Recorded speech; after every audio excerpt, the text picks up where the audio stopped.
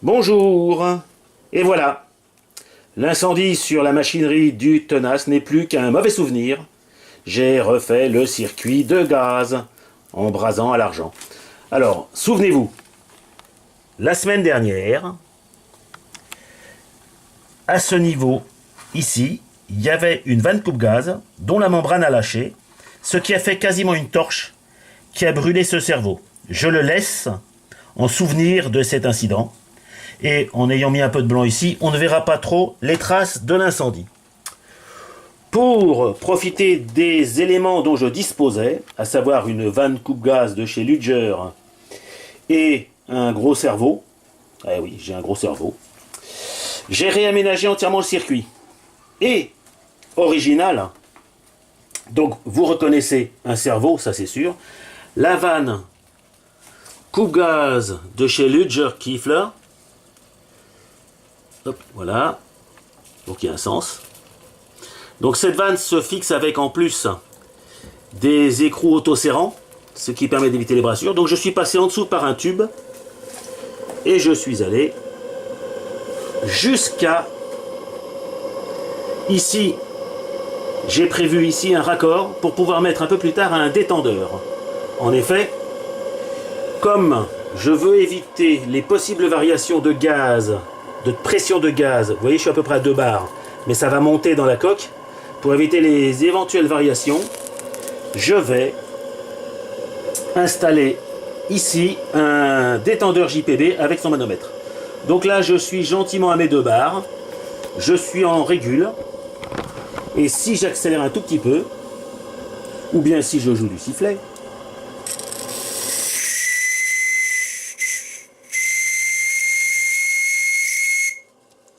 je vais monter encore plus dans les tours. Alors je reprends. Je me suis brûlé les doigts, donc il faut que je retrouve voilà, un petit torchon. Je vais... Alors la machine est vivante, hein, la machine microcosme, c'est un petit microcosme. Voilà. Voilà. Donc il est très vivant, très joueur.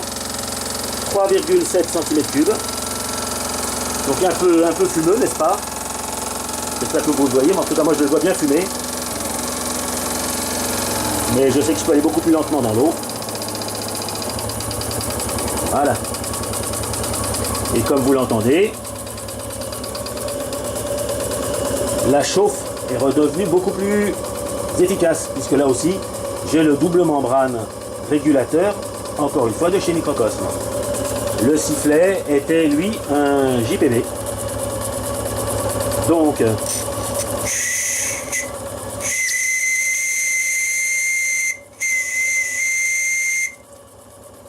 Alors, j'ai bien sûr vérifié que je n'avais aucune fuite de gaz. Vous imaginez bien que c'était quand même un chaud moment. Alors, comme je sais qu'il n'y a aucun risque, vous voyez, je peux faire ça parce que je sais qu'il n'y a aucun risque.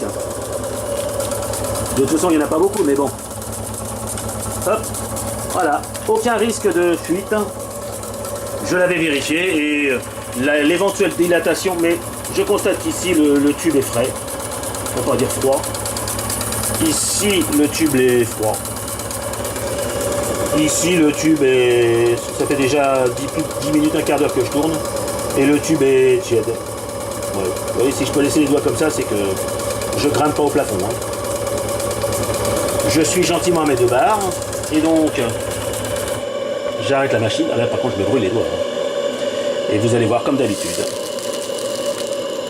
la régulation retombée. Voilà, c'était juste pour... refaire un petit zoom sur cette machine que je vais réinstaller. Et voilà, vous entendez? La flamme change de couleur, elle se rétrécit. Je suis toujours à mes 2 bars. J'ai constaté que la machine était quand même très fuyante, enfin fuyante. Le terme est peut-être pas le meilleur, mais en tout cas elle était très... Vous voyez, alors là j'ai réglé vraiment très très bas le... J'ai peur, je pense que je vais légèrement remonter le brûleur parce que vraiment il est bas. Hein. Quand vous le voyez, la flamme, je la vois plus. Donc je pense que je vais redonner un tout petit coup de pointeau pour éviter au moindre souffle il va s'éteindre.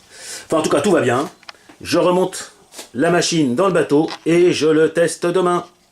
Voilà, au revoir les amis.